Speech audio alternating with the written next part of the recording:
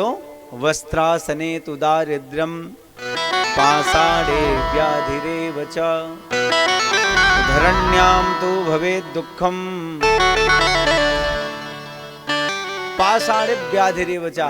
पत्थर के आसन पे बैठेंगे तो व्याधि रोग उत्पन्न होगा शरीर में, इसलिए पत्थर के भी आसन पे खाली नहीं बैठना, खाली पत्थर पे बैठ जाओ। और धरण्याम तो भवेत् दुःखम, खाली पृथ्वी बढ़िया साफ है, खाली पृथ्वी पर भी नहीं बैठना चाहिए। बिना आसन के तो कदापि पूजन पाठ में बैठना ही नहीं चाहिए। हम तो यहाँ तक कहते हैं कि हम किसी के यहाँ जाते हैं किसी कार्यक्रम में तो कुर्सी सोफा खोजते हैं बैठने के लिए, और भगवान की कथा में खाली बिना आसन के क्यों बैठे भाई? तो इसलिए ध्यान दे, धरण्याम तो भवेत् दुःखम। और तृणो धन यशो हानि, तृण के आसन पर बैठने से धन और यश दोनों की हानि होती है। पल्लवे चित्त विभ्रमा, पल्लव पे इत्यादि के आसन पे बैठने से चित्त भ्रमित होता है। मृग चर्म प्रयत्नेन वर्जयेत पुत्रमान गृहे,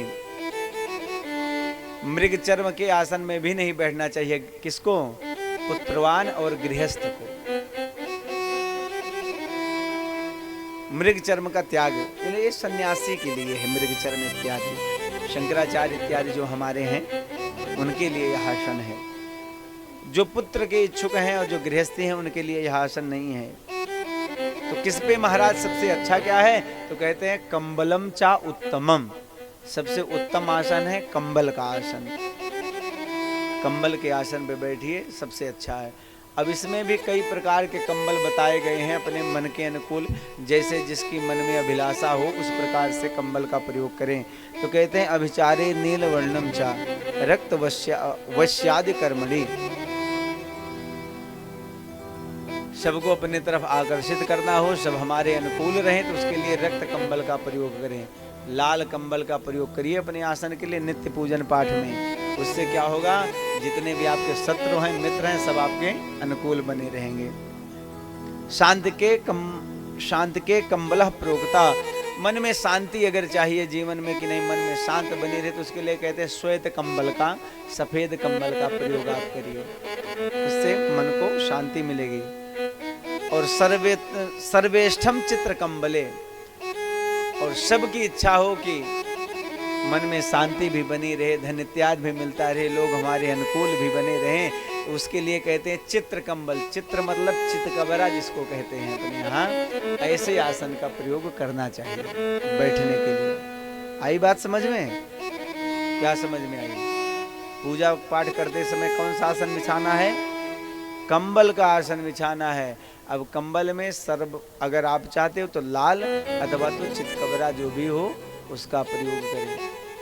हाँ, और टेंट वाले आसन पर कदापि बैठना ही नहीं चाहिए, ये ध्यान रखिए। अब कहिए महाराज अब टेंट की व्यवस्था है, अरे हमने धूप के लिए व्यवस्था कर दी, नीचे मैटी लगा दी ताकि गर्दा मिट्टी न पड़े, अपना आसन घर से ले आओ, उसमें बैठ के सुनो।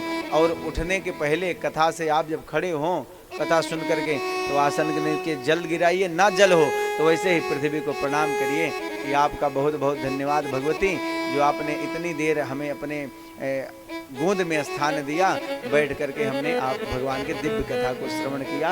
ये सब भगवान को धन्यवाद देना चाहिए, पृथ्वी को भी धन्यवाद देना चाहिए। बार बार हम आप अनाज भी उन्हीं से लें, जल भी उन्हीं से लें, और धन्यवाद एको बार नहीं करते हैं। पहले होता था बाप दादा जाते थे गेहूं बोने के लिए, धान इत्यादि लगवाने के लिए, तो एक लोटा अर्घ ले जाते थे, और ईशान कोण में जो कोना होता था खेत का, उस पे जाके जल को डलते और प्रणाम करते, भगवती आपकी कृपा से ही परिवार फल फूल रहा है। होता तक नहीं। अब कितने लोग करते हैं आप बताओ? कोई नहीं करता, सब लोग तब प्राय हो जा रहा है महाराज, इसलिए ध्यान दो।